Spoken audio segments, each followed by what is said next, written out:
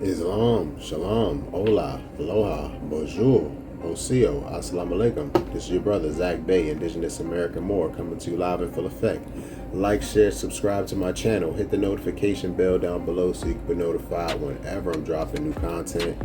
Leave a comment, interact with me. Thank you. I really do appreciate your viewership. Let's jump into another one. Today, I want to talk a little bit about anxiety and worry. This topic kind of came up when I was having a conversation with my cousin recently, and not too long before that I was actually talking to my other cousin and my best friend. Shout out to him because his B-Day just passed. You know what I'm saying? Happy belated. But yeah, it's like a lot of people are worrying now, especially a lot of younger people. Even older people, have worries, but it's kind of like people are uncertain about a future that might never happen, that might never come to exist. And I'm not saying it's like foolish or it's bad to worry, but like anxiety can be crippling. Anxiety can cause you to hesitate in a way that you're not supposed to. It can cause, it can drag you down, it can wear you down, it can weigh you down. It's like a constant burden that you're holding by carrying the weight of like worry in your mind. It starts to weigh on you physically, spiritually, mentally. It really weighs you down. So I'm not saying that people shouldn't try to prepare for, all right, I would liken it to worrying about a future that might never exist. When I say that, it's like if you don't see any evidence of that future, or if there's no evidence that you should even worry about, what's weighing on your mind, it's just hurting you. It's just weighing you down. It's like, okay, it's not bad to worry about a storm on the horizon. You see, like if you're in any type of environment and you can clearly see a storm coming, you see clouds building, you see evidence that a storm is heading your way, but it hasn't gotten to you yet. It's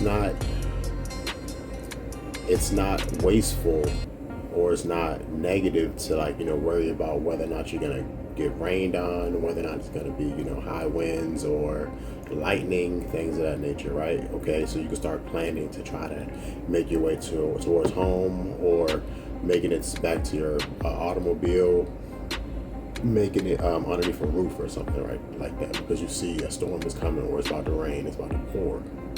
So like seeing evidence like that and worrying about it, that's not bad, but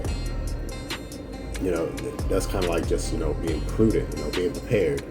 So being prepared for a future that you can see evidence for is different than worrying about a future that there is clearly no evidence for.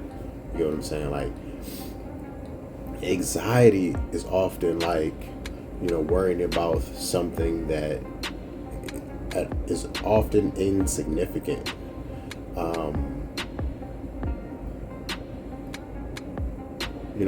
Worrying about whether or not somebody's going to say something to you, whether or not you're going to run into somebody and they're not going to say something nice to you, or they're going to ignore you, or someone might be judgmental on you. You know what I'm saying? Like something like that doesn't really make a big difference in the grand scheme of things. You get what I'm saying?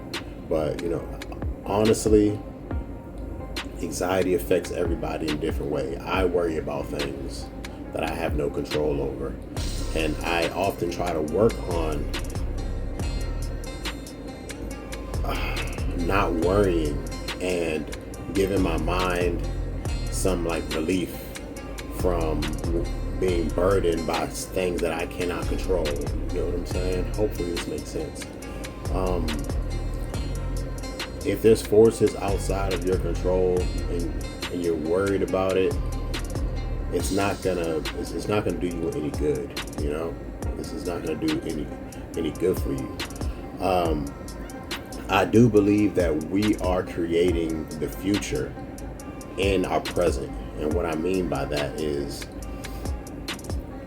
you can affect your future to have a better outcome by the things that you're doing presently, like right now.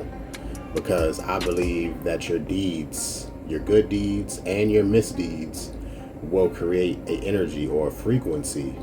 And one of the laws of the universe is energy cannot be created or destroyed, it can only be transferred. So this energy that you're creating, you are the source, and you're pushing that energy out into the universe. And since the energy is coming from you, it's going to go out into the universe and it's going to be transferred, and there's going to be a frequency, and that wave will go out like a pond. I imagine like a pond or a lake or a pool, a body of water. When you create a wave or a ripple, it expands from the center of the pond or the pool, and it gets bigger and bigger and bigger, and eventually it hits the edges of that pool or the pond or the lake, and it bounces back. Once it leaves from the epicenter and gets all the way out, stretches across the entirety of the pond or the lake or the pool, it hits the edges and it bounces back. Like, I feel like that's the way life is. How we can, like, by our deeds or misdeeds, we create, or we put out a energy, and that energy goes out and then it comes back, whether or not it's good or bad. Often it's amplified. They say everything is amplified times 3. Misdeeds are amplified times 3, and good deeds are amplified times 3. When it goes back, it goes out and comes back, times 3. So by creating this frequency, ultimately we're creating like a ripple in the pool of our existence, of this plane of existence that we're in. And we don't know how long it's going to take for that ripple to reach the edge and to come back to us. So whether or not you do a good deed today and a bad deed tomorrow, the frequencies and the speed of those waves going out, or those ripples going out, have different speeds. So they'll come back to you at a different rate of time. You know what I'm saying? Like, I feel that this has a lot to do with how there's ancient sayings that the waters from above were separated from the waters from below. It said that in Genesis, like in creation, the waters from above were separated from the waters from below. And it's like this reality that we're in is like we're in water. Like, I don't want to go too far into this, but there's different sayings that can represent this type of like phase of reality that we're in on this plane of existence, and how it's like water. We've all heard of terms as like, oh, this person is making waves, right? No matter what field or industry you might be in, oh, they're making waves in the industry, right? Whether or not it's good or it's bad. Or in terms of, oh, these people are riding a wave, or they're catching a wave when there's like a finance bubble, right? These people were ahead of the curve. They were already riding the wave of Bitcoin, or they were already riding the wave of crypto. They already caught the wave of that stock option. You know what I'm saying? When it comes to, finances and things of that nature. Hopefully this is making sense, but these are just terms or phrases that you might hear every day, and it's like they all have something to do with like water, or our reality being like water. You know what I'm saying? Like even Bruce Lee said, be like water. You know what I'm saying? So there's also another terms as this person's making a splash. You know, like making a big splash. Make a big splash, like make a good impression. You know, get noticed. Make sure that you're noticed. You know, don't just stay back. You know, make a big splash. When people would say phrases like this in a field or industry, you know, show business. Like I said, like I'm in the financial industry, financial field, in the fashion industry, right? People are making a wave. People are catching a wave. People are making a splash, you know? These things, they have to do with water. And it's like our reality we're in is like water. We're making waves, we're making splashes in this reality that we're in. And worrying about a future that might never happen, that doesn't even exist, is never going to be beneficial for you, fam. You know, like you have to separate that worry from preparing for what might be on the horizon or what you might see on the horizon, right? There's ways that people can plan for like unseen future events, because you know the ancients mapped the stars, right? They mapped astrological events. They mapped and charted all of these things, and they created almanacs. And these almanacs would often give insight from past events that during those times and those phases, it would be like a circular effect that time and that phase will come back around again. And this is how you should prepare for said time and phase. We've lost touch with that. And I feel like those of us who might worry and have anxiety somehow have some kind of connection to that. There's something on the horizon that I should be prepared for. And that is precisely why we could be having a sense of like worry. Or there's a disorder. It's called a sense of impending doom. It's like a syndrome. When someone, it's like a psychological disorder. When someone constantly fears doom is impending, like there's death near, that they're gonna die, something disastrous might happen around the corner, and it's crippling for them. It's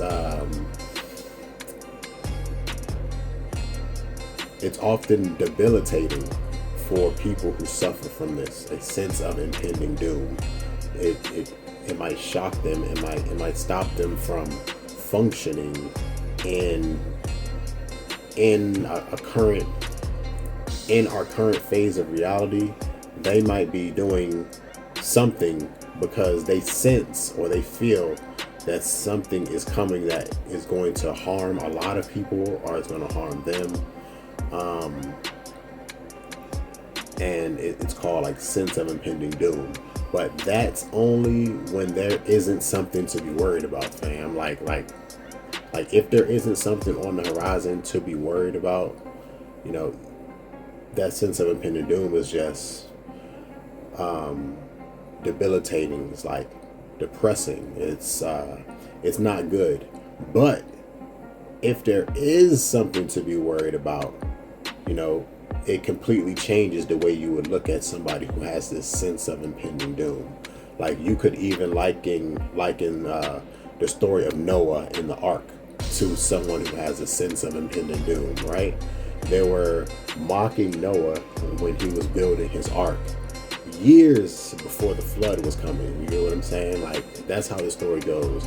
People were like making fun of him. He was being ridiculed because he was building something and putting all of his time and effort into something that no one else saw on the horizon, that was supposed to come back, that was foretold to him. You know what I'm saying? So often I feel like sometimes anxiety and worry could be connected to that sense, that type of otherworldly awareness that could be preparing us for something that's on the horizon that we might not be able to see with our physical eyes. But like, there's a difference between, you know, if you can see, or if you have some type of sense, otherworldly sense, foresight in dreams, for instance, that might allow you to be aware of something that could be coming, and you're worried about it and you're preparing for it. There's a difference from just, worrying and having anxiety, on the daily for something that's insignificant. In fact, having worry about anything that is a product of this artificial matrix that we live in is honestly worthless. Like, if it's a product of this artificial matrix and you're worrying and it's affecting your soul, it's affecting your spirit, it's affecting your mind, and that all accumulates to affect your body physically, it's no good, fam. You know what I'm saying? I really pray that anybody who's dealing with like worry and anxiety and it's like having an effect on them, I really hope that you find peace. Prayer and meditation has been very helpful to me when it comes to combating anxiety and worry. If those are weighing you down and they're making your soul heavy and you cannot be lighthearted, I really hope that you can find peace in meditation, find peace in prayer, honestly. And that can help lighten the load or lighten the burden that you might feel that you're holding. Like, honestly, I really wanted to just make this quick video. I didn't want to make it too long. As above, so below. I really hope this is making sense, because, when it comes to the waters of this existence,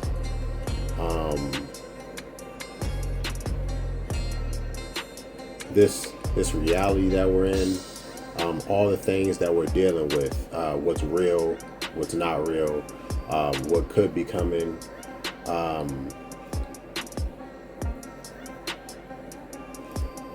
it's a lot of uncertainty. Like, a lot of young people are feeling uncertainty, and I really hope that a lot of us can find peace, and we can find like a worthy goal to strive toward a future, like a positive future for all of mankind, so we can continue to raise the vibrations, fam. This is your brother Zach Bay. I really hope this message finds you well.